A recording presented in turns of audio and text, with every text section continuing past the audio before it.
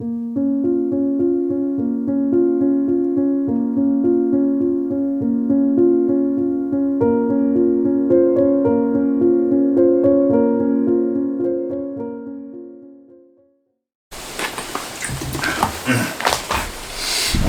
이제 마태복음 5장 지난번 한당수인 했는데 이제 이어서 공부를 해봅시다.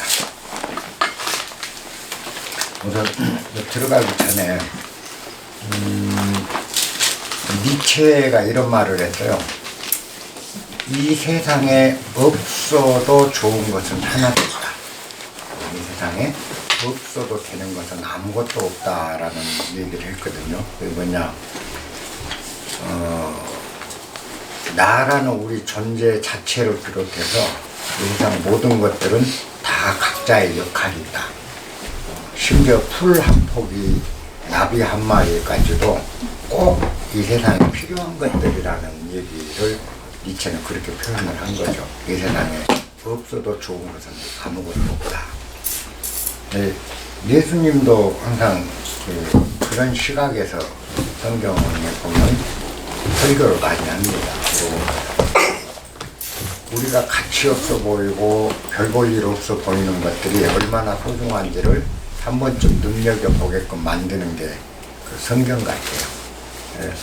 사실 우리가 인문학을 한다는 거는 알려져 있고 눈에 띄고 또 우리가 잘 알고 있는 것들, 그리고 주목 대상이 되는 것들, 이것을 보라는 게 아니고, 모든 인문학이 그 경전들이 가르치는 거는 보이지 않는 것, 눈에 띄지 않는 것, 하찮아 보이는 것, 작은 것, 이런 것들을 주목하라. 그때 우리 삶이 달라지기 시작한다라는 걸 많이 가르치는 것 같아요. 오늘 5장도 그런 걸 한번 염두에 두고 여러분들 자신, 또 우리 자신, 주변에 있는 모든 사람들, 이 사람들이 얼마나 소중한가를 한번 좀 새겨볼 수 있는 대목일 겁니다. 한번 5장 13절, 오늘 두 번째 그쪽, 산상대 그쪽 한번 읽어볼게요. 너희는 세상의 소금이니 소금이 만일 그 맛을 잃으면 무엇으로 짜게 하리요? 후에는 아무 쓸데없어 다만 밖에 버려져 사람에게 밟힐 뿐이니라. 너희는 세상의 빛이라. 산 위에 있는 동네가 숨겨지지 못할 것이요, 사람이 등불을 켜서 말 아래 두지 아니하고 동경 위에 두나니 그러므로 집안 모든 사람들에게 비치느니라. 이같이 너희 빛이 사람 앞에 비치게 하여 그들로 너희 착한 행실을 보고 하늘에 계신 너희 아버지께 영광을 돌리게 하라. 요 부분이 유명한 빛과 소금 비유입니다. 여기 보면은 보통 이제 교회에서나 우리가 이렇게 기절을 읽을 때 예수님이 우리들이 다 빛과 소금과 같은 존재이기 때문에 소금처럼 역할을 다하라. 또 빛처럼, 세상을 환히 비치는 빛처럼 각자 역할을 다하라. 그리고 노력하라. 그렇게 살아야 된다. 이런 당위론적으로 보통 받아들이게 됩니다. 이 구절을. 근데 우리가 그 소금 노릇을 하려고 하면, 내가 그래도 소금 노릇을 하려고 하면 한쪽에서는 소금이 되는데 한쪽에서 음식 맛을 버리는 경우가 많아요. 내가 빛이 되려고 노력하고 이 세상에 좋은 빛을 비추려고 의도하고 그렇게 행동하기 시작하면 한쪽은 빛이 비춰주지만 다른 쪽은 반드시 그늘이 지게 돼요. 요게 세상의 그 도리인 것 같더라고요.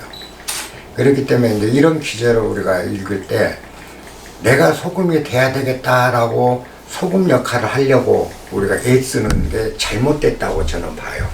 그래서 요 가르침을 우리가 읽을 때 참 조심해야 되겠구나. 이런 구절들이 보면, 너희는 세상의 소금이니 소금이 만일 그 맛을 잃으면 무엇으로 짜게 하겠냐? 후에는 다 쓸모없어서 버려지게 된다. 그러니까 소금은 소금으로서 간, 세상을 짠맛을 줄 수 있는 간 역할을 해야 된다로 우리가 알아듣게 되는데, 그러다 보면 이제 소금 역할을 하려고 하게 되죠. 그런 것들이 오히려 우리에게 신의 뜻에 가까이 다가갈 수 없게 한다는 거 좀 역설입니다. 이건 우리가 이 기절을 받아들이고 해야 되는 건 뭐냐면 내가 소금이 되려는 노력, 의도, 애씀을 버려라는 거죠. 버리고 진짜 우리가 해야 될 일은 내가 소금임을 자각하는 거예요. 내가 이 세상의 소금, 나란 존재는 소금이라는 거죠. 그리고 나는 이 세상의 빛이라는 거.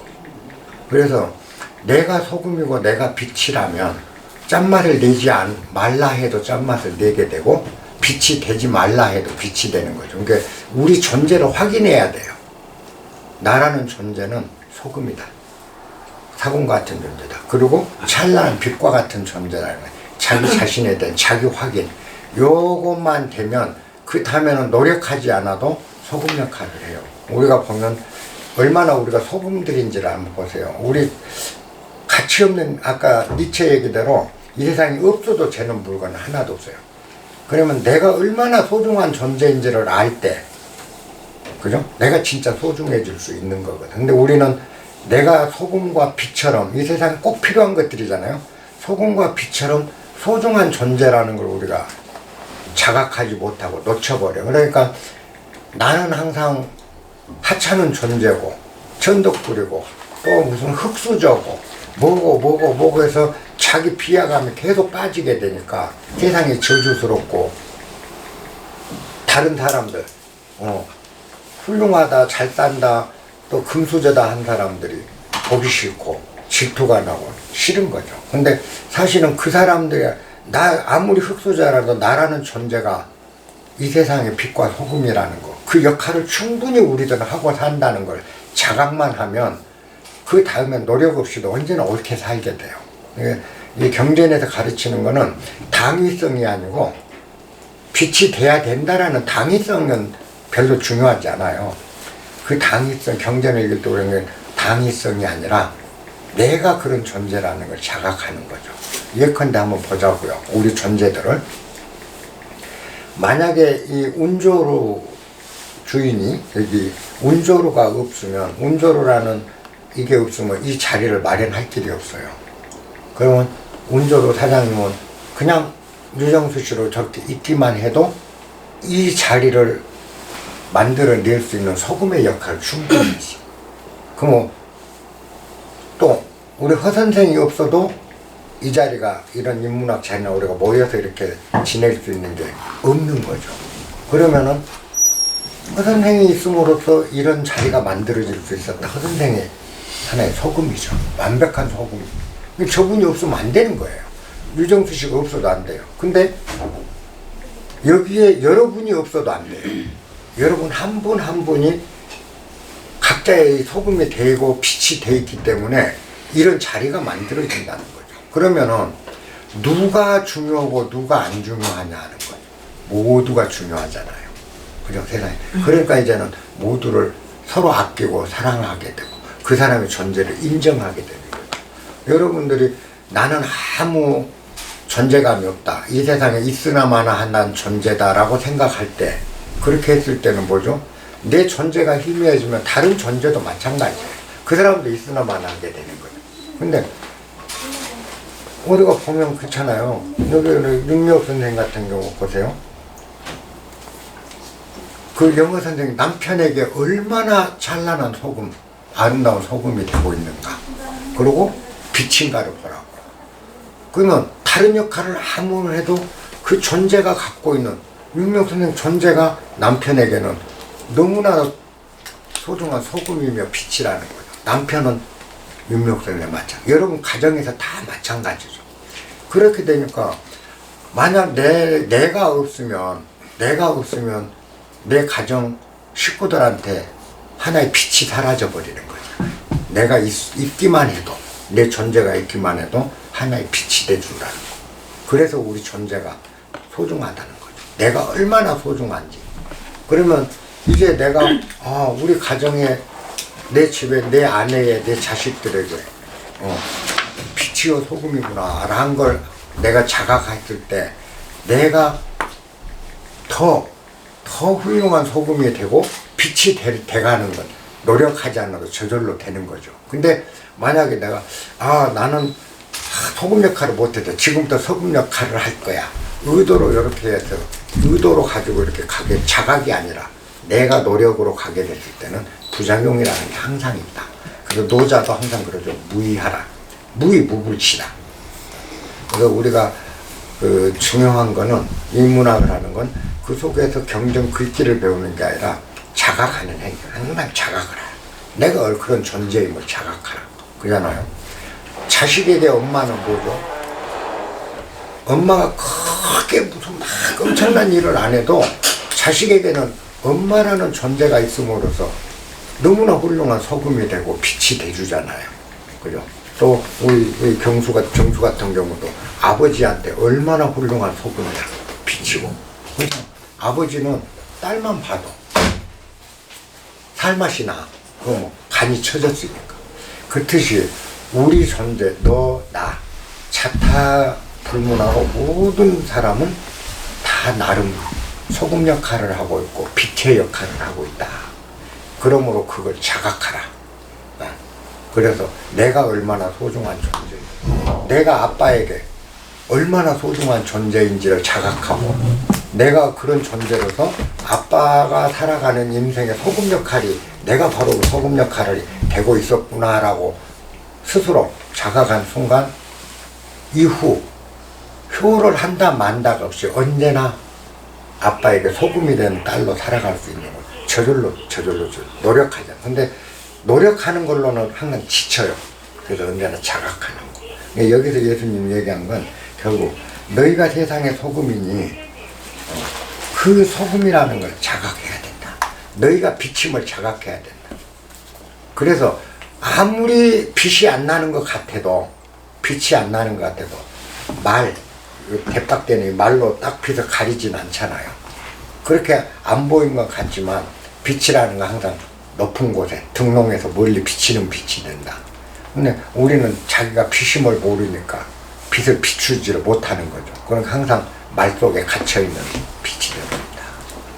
이 빛과 소금을 통해서 우리가 깨달아가야 되는 게 그런 거죠. 빛과 소금은 나, 너 할 것 없이 우리 모든 사람들이 빛이었습니다.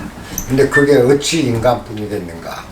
그죠? 밖에 있는 나무 한 폭이 풀 한 폭이까지도 이 세상을 이루는데 빛과 소금이 된다.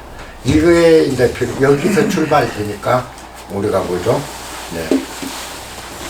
기독교나 불교나 모든 종교가 가르치고 있는 생명을 사랑하라. 만물을 사랑하라. 이런 게 이제 자동적으로 이루어져. 내가 소금이고 빛이란 걸 알면 다도 그렇다.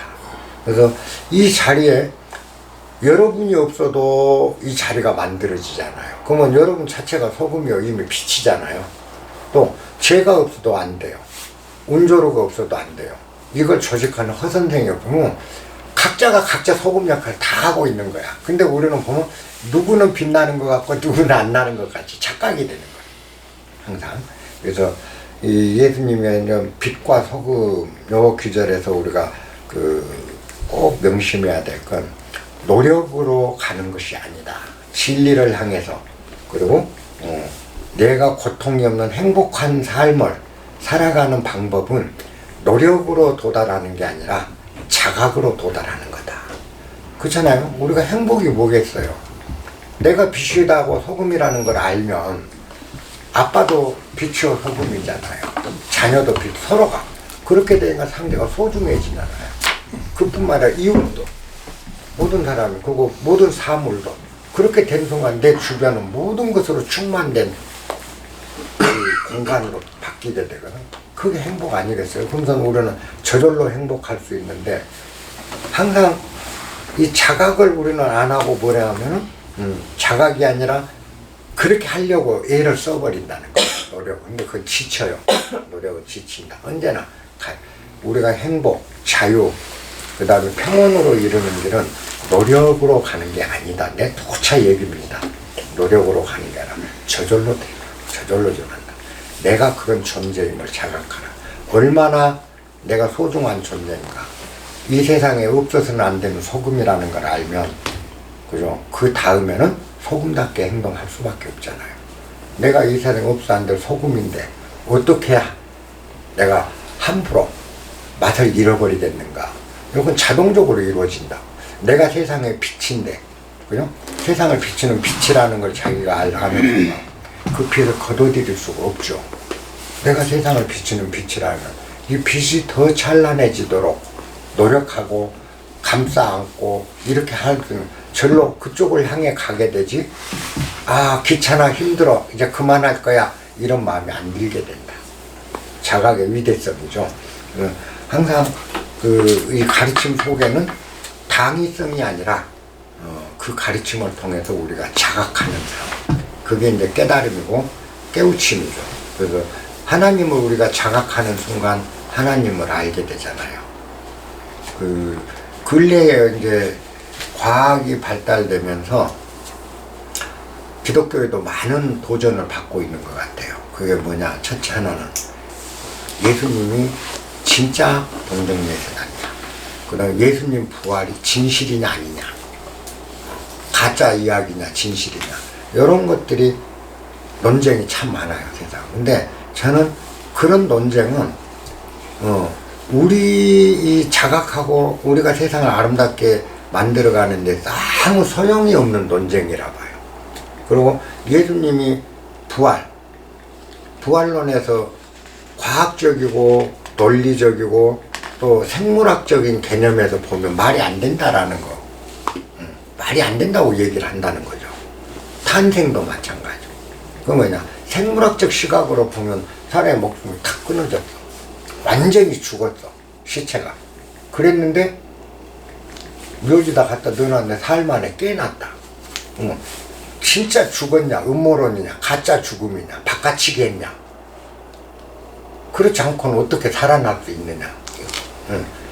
이 논쟁이 계속 된다는 거죠. 근데 다른 측면에서 우리가 보면 나는 그래요. 여러분들은 요즘에 여러분들은 예수님이 진짜로 죽어서 나중에 죽음을 확인하잖아요. 옛날 로마 법을 보면 그 십자가 처형 로마 법을 보면 어떻게 되어 있냐면 십자가에 뭐 매달아요. 그 다음에 이제 죽었다 싶으면 죽음을 꼭 검시를 합니다. 굉장히 검시가 엄격했어요. 십자가 처형 당시. 그 검시 방법은 뭐냐? 이 왼쪽 옆구리를 통해서 어깨 쪽으로 혹은 오른쪽 옆구리에서 어깨 쪽으로 창을 찔러 올려요. 그랬을 때 나오는 피를 검시를 했어요. 뭐만. 그 피가 흐르면 덜 죽었다는 뜻이에요. 근데 사람이 죽으면 피는 응고돼요. 응고되면서 무엇이 나오면 혈장이 나옵니다. 물이. 핏물. 피하고 물하고 생긴 그 불구리한 혈장이 나오게 됐어요. 그거는 사람이 완전히 숨이 멈추고 피가 정지돼서 굳어져서 심장이 멈춰 굳어졌을 때만이 혈장이 생성돼. 그걸 검시를 했거든요. 예수님도 나중에 십자가에 뭐가 해놓은 다음에 병장이 창으로 옆구리를 찔러서 검시를 한다. 그 다음 내린 다음에 이제 그 묘지 속에 넣어놓고 봉인을 하고 3일 동안은 병사들이 그걸 지켜요.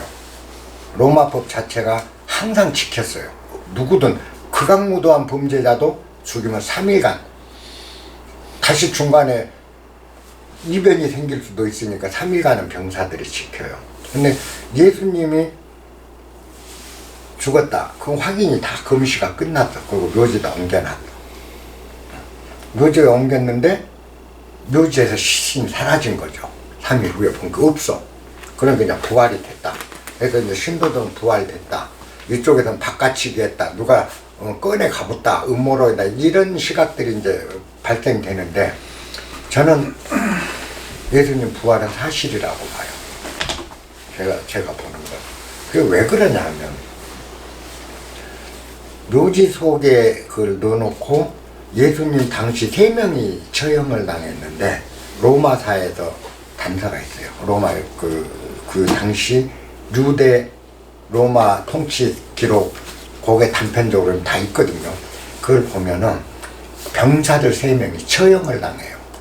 시체를 잘못 지켰다. 그러니까 시체를 잃어버린 것에 대해서 3사람이, 그 병사들 3명이 다 처형을 당한다. 근데 그 병사들이 뭐냐면 현지 그 병사가 아니고 로마에서는 정규 군인이 지키게 돼 있어. 그 시체를 지키는 건 그만큼 엄격했다는 거죠. 사형수 관리를. 근데 이 사람들이 시신을 잃어버렸다는 걸로 처형을 당했다. 처형을 당했다. 그건 뭐냐? 분명히 잘 지켰는데 실제 시체가 사라졌다는 소리죠. 안 보였다. 나타나지 않으니까 처형을 당한 거예요. 그게 있었으면 처형을 안 당할 거 아니에요. 그 정규 군인이 처형을, 로마에서 거기까지 온 사람을 처형할 때는 심각하게 온 거죠. 그 시신이, 그 안에 있는 시신을 안 취해놨는데 이게 사라져 버렸으니까. 근데 이제 이거를 누가 그 예수 신화를 제자들의 사람들 만들기 위해서 꺼내갔다, 시신을. 그러고 부활했다고 이렇게 공갈친다. 이렇게들 얘기를 하는데, 저는 좀 달리 생각해요. 이런. 왜냐하면,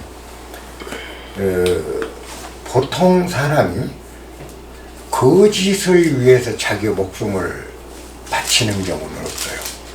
거짓을 위해서 목숨을 바치는 경우는 없다. 근데 예수님의 제자 12명 중에 순교자가 11명이잖아요. 11명이 다 순교를 하잖아요. 예수님이 실제 부활하고 실제 하나님 자식이라는 거, 요 믿음을 안 버리고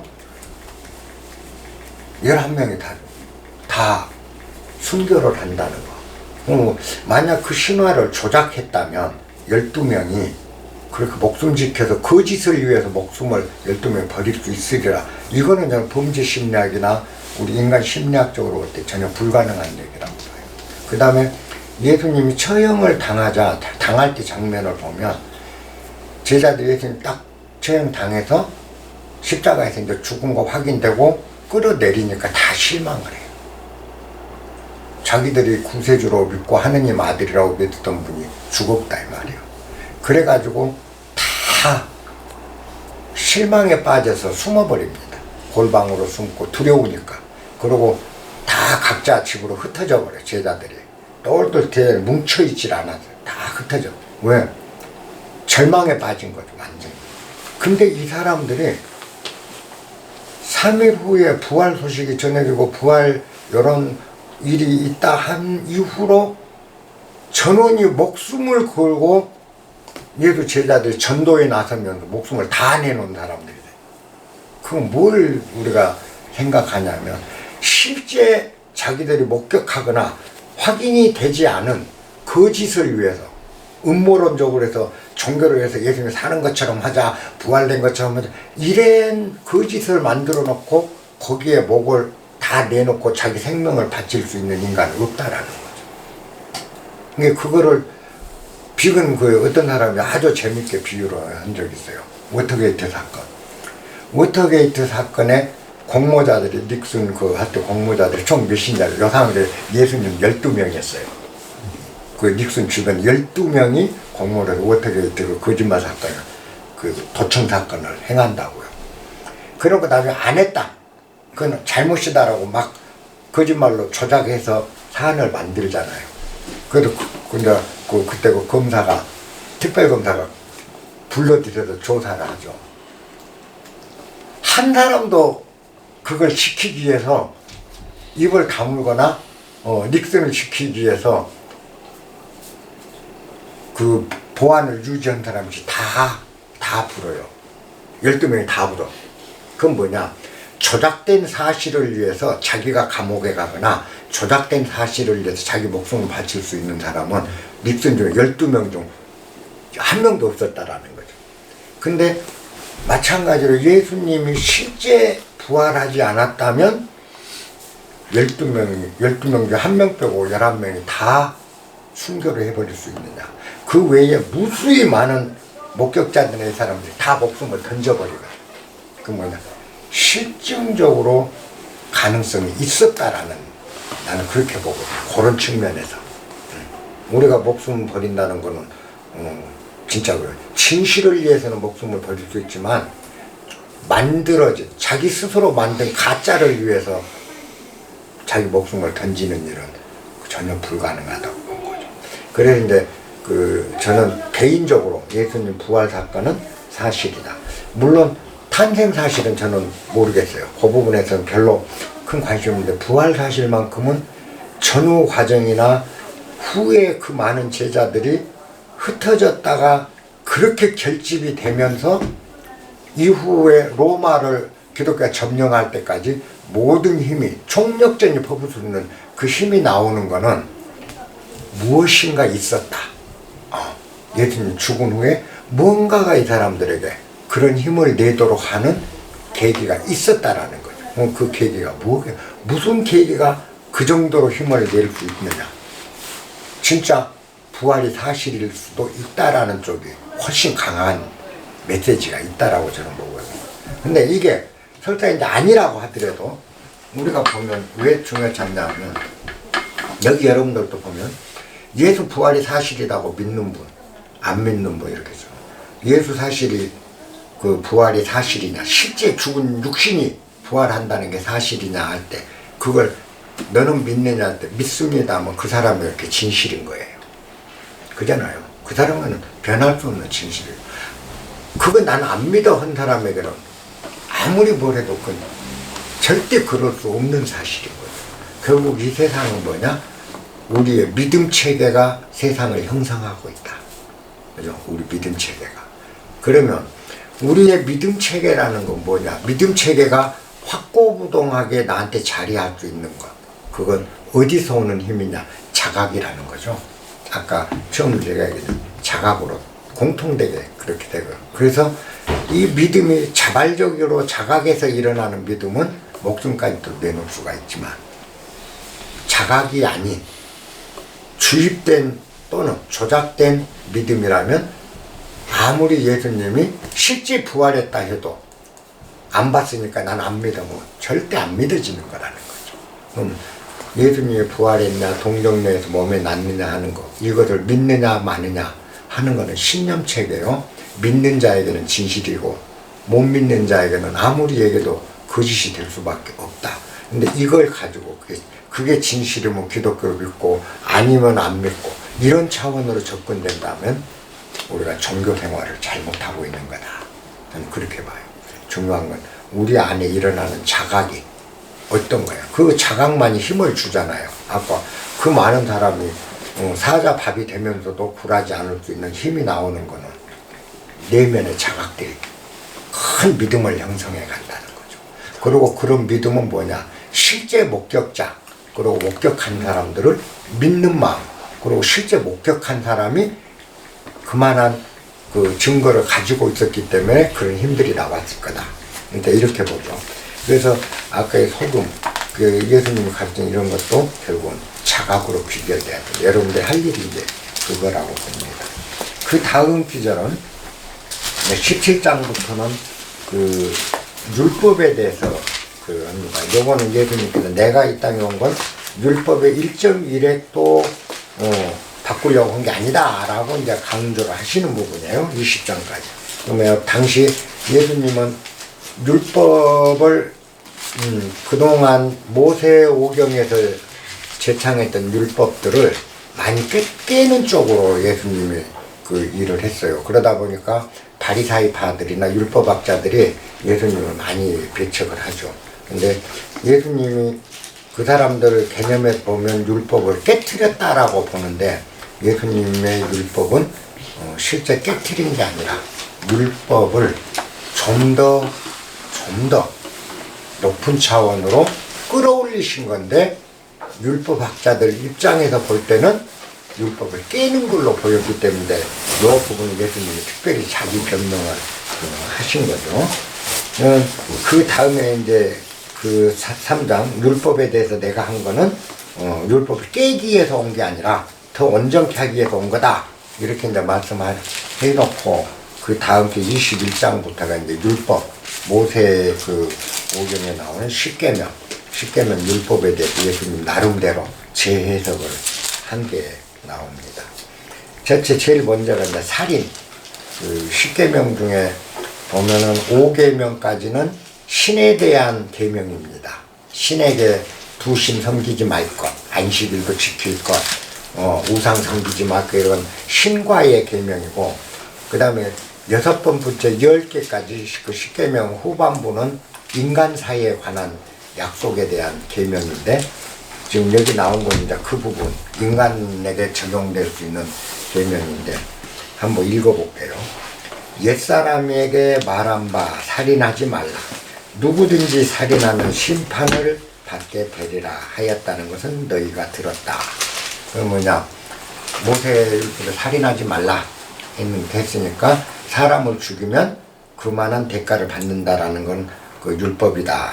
그 정해져 옛날부터 온 율법이다. 자, 예수님 율법은 뭐라고 했는가 봅시다. 나는 너희에게 이르노니 형제에게 성내는 자마다 심판을 받게 되고 형제에 대해서 바보라 하는 자 공회에 잡혀가게 되고 형제들의 이웃 사람들에 대해서 미련한 놈이라고 하는 자는 지옥불에 들어가게 된다. 아까 살인하지 말라라는 부분, 그 부분에 대한 계명을 예수님은 다시 재해석을 하는 거죠. 뭐냐, 그 앞전에 구약의 살인은 생물학적, 육체적 살인을 의미합니다. 근데 예수님은 뭐라고 해요? 그거보다 더 소중한 인격 살인이라는 거죠. 바보 새끼야, 못난 놈아. 그러고 또 확 화내서 상대, 아까 노하잖아요. 노하지 말라. 노하는 자마다 심판. 상대 기를 주기 위해서 막 화를 내고 윽박지르는 행위, 이런 것들이 실질적으로 생물학적인 생명을 죽이는 거 못지않은 인격살인이라. 이게 사실 예수님 이전까지만 해도 성경에서 인격살인에 대한 부분은 다루질 않았어요. 구약에서. 예수님 때는 이제 지금 현대사회에서 굉장히 필요한 부분들이죠. 지금 얼마나 많이 우리가 인격살인을 합니까? 마누라한테, 자식한테, 이웃한테 엄청나게 우리 많이 하거든요. 묵살하고 무시하고 경멸하고 손가락질하면서 인격살인을 해나가는 거예요. 이런 것들이 사실상의 살해행위다라고. 그러니까 구약의 살인행위를 얼마나 큰 범위로 확장시켜요. 율법을 완성시키는 거죠. 그 전에는 사람 죽이는 거, 칼로 찔러 사람 죽는 것만이 살인으로 취급했던 구약 시대를 예수님 시대 오면서 이제는 인간의 마음, 영혼을 죽이는 이런 인격 살인까지 확장을 시키고, 그러니까 훨씬 강화된 율법이 되는 거죠. 근데 당시 이제 그 바리사이나 이 사람들로는 글자만 지키는 율법을 하다 보니까 인격 살인이 살인인 걸 모르는 거죠. 그래서 이런 부분은 지금 그 살인하지 말라, 요거는 바로 그 인격살인, 우리가 유념해야 될 인격살인. 그래서 우리가 꼭 사람을 칼로 찔러 죽이고 또 자동차로 쳐 죽이고 총으로 쏴 죽이고 이것만이 살인이 아니라는 거 우리가 느낄 때 세상이 아름다워질 수 있다. 신학이 소중한 거 이런 거 부분이죠.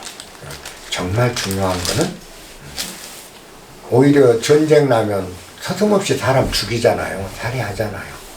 불가피한 거죠. 오히려 생물학적인. 근데 그 전쟁통 속에서도 안 해야 될 건 뭐죠? 인격살인이잖아요. 그것이 살아있다면 정의가 살 수 있다라고 본 거죠. 예수님. 어쩔 수 없이 서로 총을 쏘고 죽이고 살리고 지금 우크라이나하고 러시아처럼 전쟁을 하지만 러시아 병사들이 어린 소녀를 강간하고 능멸하고 남의 집에, 그 가난한 집에 가서 냉장고를 끌어가고 그걸 저항하려고 발로 차고 손가락질하고 총으로 위협하고 죽이진 않는다 해도 살인보다 더 큰 상처를 남기는 거야. 전쟁통 살인이 어쩔 수 없지만 이런 인격살인은 두고두고 인류 사회에 병폐를 만들어낸다는 거죠. 우리가 여기서 재해석해 주신 예수께서는 살인하지 말라 했는데 그거를 형제에게 노하지 마라, 성내지 마라, 형제를 미련하라고 핍박하지 마라, 윽박지르지 마라, 이런 인격살인을 하지 말라. 요게 사실은 더 소중한 가르침이 될 겁니다. 요 부분이 20장까지, 26절까지가 이제 그 살인에 대한 재개념입니다. 예수님. 그리고 현대사회로 갈수록 소중해지는 살인의 개념이 21장에서 26장까지 살인하지 말라 하는 거를 범위로 확장시켜요. 그래서 이제 뭐죠? 형제와 화목하고 이렇게 해라. 만약에 네가 하나님한테 기도하고 참회하고 고해성사를 하고 무슨 제물을 바치고 뭘 하나님께 기도하면서 많이 빌어봐도 그죠? 인격살인한 것이 더 큰 죄다. 네가 인격살인은 하나님께 아무리 복 달라고 빌어야 복 줄 수 없다라고 단언을 하시거든. 그래서 기도하러 가기 전에 또는 지성소에 들어가기 전에 제물을 올리기 전에 네가 능멸하고 인격살인했던 그 사람들한테 먼저 화해하고 온 다음에 재지내라. 이렇게 얘기한 게 25절 26절입니다. 이거 우리가 한 번쯤 생각해 보자.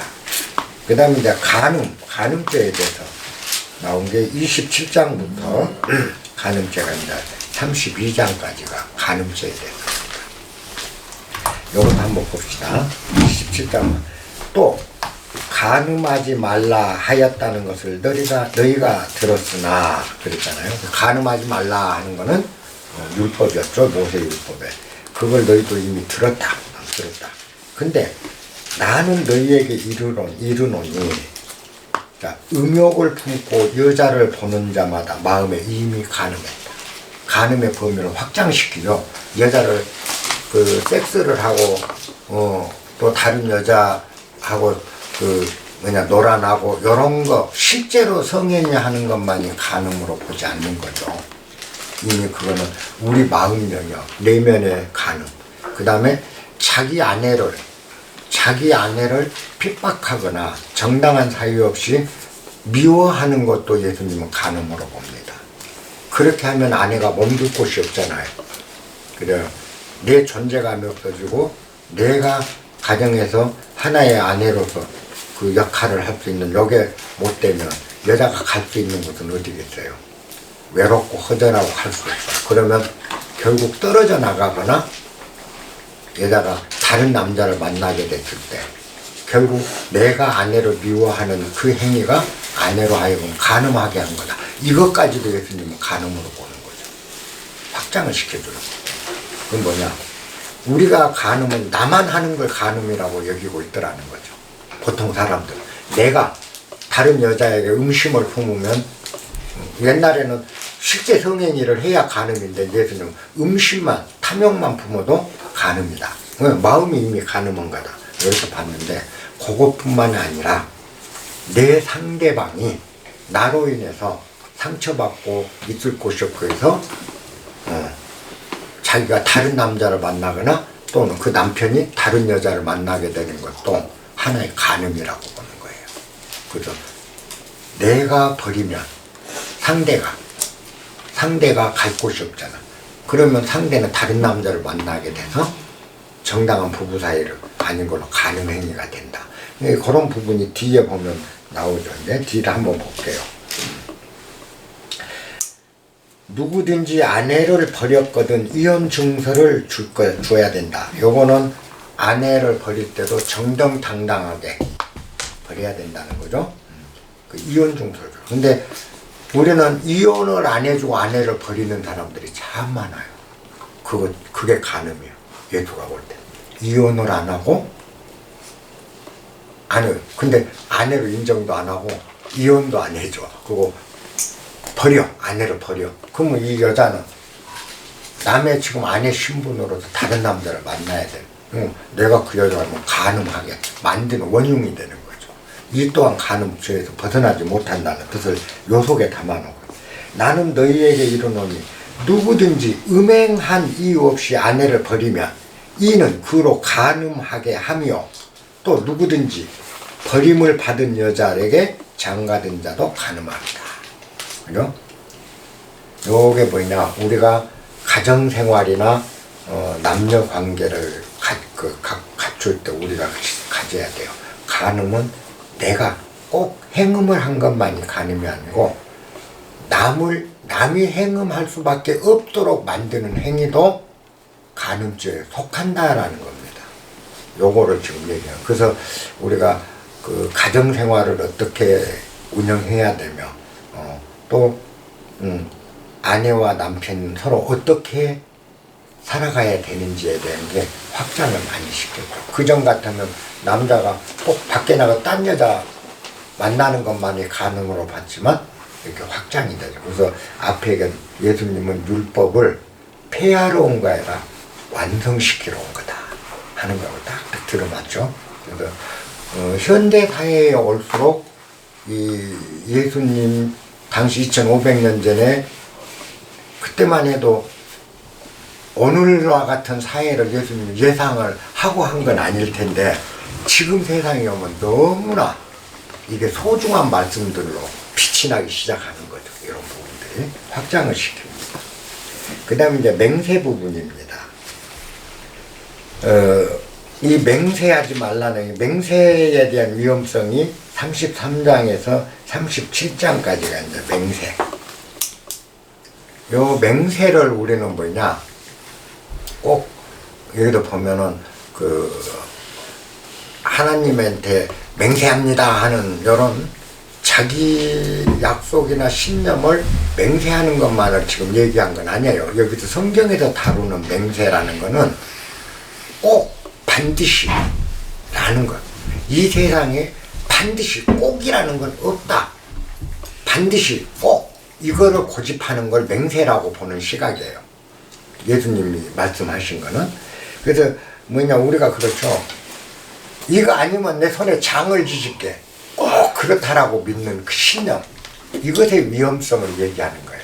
그게 맹세예요. 근데 내 손에 장을 지질게. 한 사람 치고 자기 손에 장 지진 걸 나는 못 봤거든. 그리고 그렇게 주장한 사람 논리가 별로 옳은 적도 없었던 것 같아요. 그잖아요. 그건 뭐냐면 우리는 항상 꼭 반드시 그래야 된다. 반드시 이래야 된다. 반드시 저래야 된다. 이런 것에 많이 빠져 있다. 그래서 그걸 예수님은 맹세라고 얘기를 해요. 그러니까 내가 하나님은 분명히 계셔.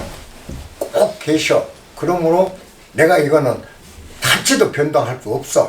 하는 것도 일종의 맹세인 거예요. 그러니까 예수님은 그런 짓을 하지 마라. 꼭 반드시라는 건 필요 없다. 우리가 노자도 그 얘기를 무지 많이 하죠. 유무는 서로, 그죠? 상생한다. 유무상생, 장당상경. 유와 무는 서로를 있게 만드는 거고, 긴 것과 짧은 것은 서로 상대적인 것이지, 긴 것이라고 절대가 없다라는 거잖아요. 꼭 긴 것은 긴 것일 필요가 없는 거죠. 아무리 긴 것도 더 긴 걸 갖다 놓으면 순간적으로 짧아져 버리는 게 세상의 원리인데, 이건 무조건 길어. 이건 반드시 긴 거야. 이렇게 우리가 단정하는 행위가 맹세로 보는 거죠. 예수님이. 그래서 이 맹세하지 말라. 그거는 꼭 반드시 필연적 이런 말을 너무 강조하지 마라. 그리고 그것이 세상을 결국 충돌로 이어지게 한다. 그 여유가 없거든요.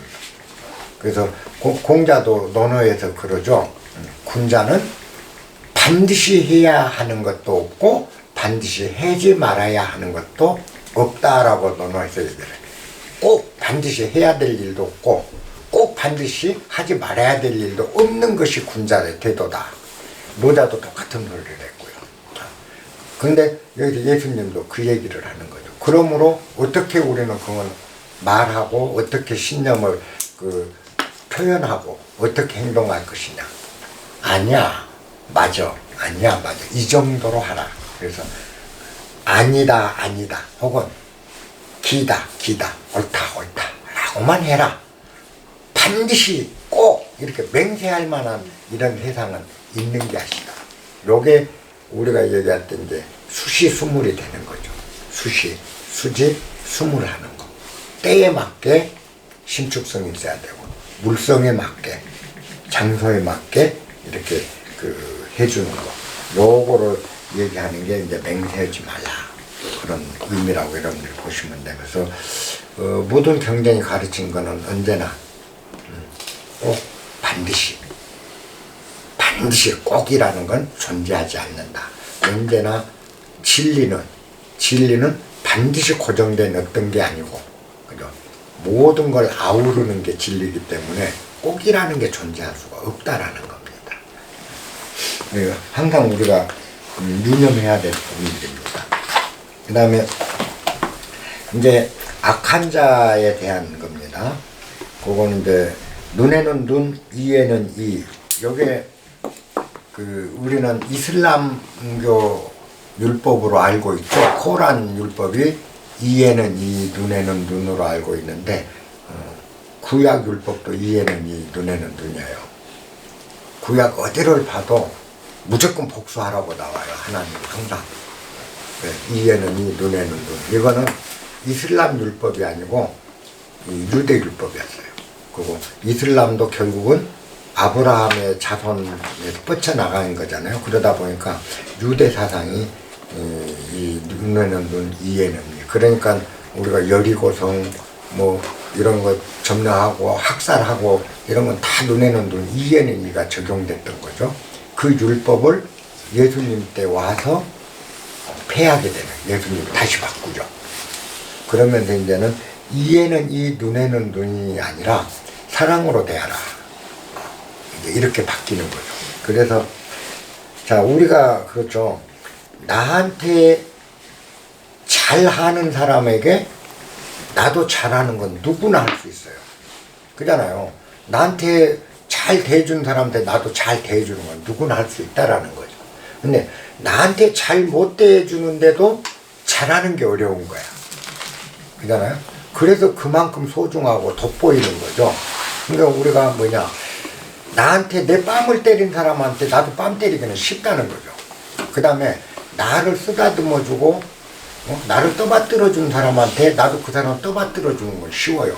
근데 나 뺨 때린 사람은 내가 탁 떠받들어주는 굉장한 인격이 아니고는 어려운 거죠. 그만큼 우리가 생각해보면 자기 수양이 깊어진다는 건 뭐냐? 나한테 못하는 사람에게도 잘하는 게 인격이라는 거죠. 그죠? 그렇잖아? 나한테 잘해준 사람한테 나 잘하는 거야. 아무나 한다는 거죠. 오랑캐도 한다, 이 말이에요. 그리고 나를 사랑하는 사람한테 내가 사랑하는 건 아무나 한다는 거예요. 근데 나를 사랑하지 않는 사람을 내가 사랑할 수 있겠는가? 이거 보통 사람이 어려운 거죠. 요게 이제 수양이야. 예수님은 가르친 게 그거죠. 누구라도 할 수 있는 걸 하는 거는 뛰어난 게 아니다. 훌륭한 게 아니다는 거죠. 누구나 할 수 있는 걸 하는 거. 누구나 하니까. 근데 누구나 할 수 없는 일을 할 수 있어야 된다. 우리가 생각해 보는 게. 그래서 나한테 못 해주는 사람, 그 나한테 악하게 대한 사람을 내가 사랑으로 대할 수 있다면 그만큼 나와 내 인격과 그 사람, 상대방의 인격에 차이가 벌어지기 시작해요. 그러면 내가 그렇게 될 때 처음에는 우습게 볼지 모르지만 늘 두 번, 세 번 했을 때는 그 상대 또한 바로 상대적이 되기 때문에 처음에는 저 바보 아니야? 저 새끼는 아무것도 몰라. 내가 이래도 눈치도 못 채고 바보같이 날 떠받들어주네. 이렇게 생각할지 몰라요. 처음은. 근데 두 번, 세 번 하면 상대도 절대 이쪽에 해코지를 못해요. 오히려 존중하게 됩니다. 서로가. 이런 도리들은 사실 조금만 생각하면 아는데 우리가 나한테 잘해준 사람한테 잘해주면서 못해주는 사람한테는 선뜻 잘해주고 싶은 마음이 안 나죠. 저부터도 그래요. 근데 이제 이런 기절들이 항상 문득 그런 생각을 하죠. 저 새끼 했다가 또 내가 그러네. 나한테 잘하는 거한테 잘하는 거야. 누군들 못하나. 내가 아직도 멀었구나. 이렇게 하면서 내 마음을 한 번 더 다져보는 거. 이러면서 조금씩 너그러움이 생기고 상대를 하는 마음이 생기더라고요. 이런 기절들이 이제 우리한테 주는 그 고마움이죠.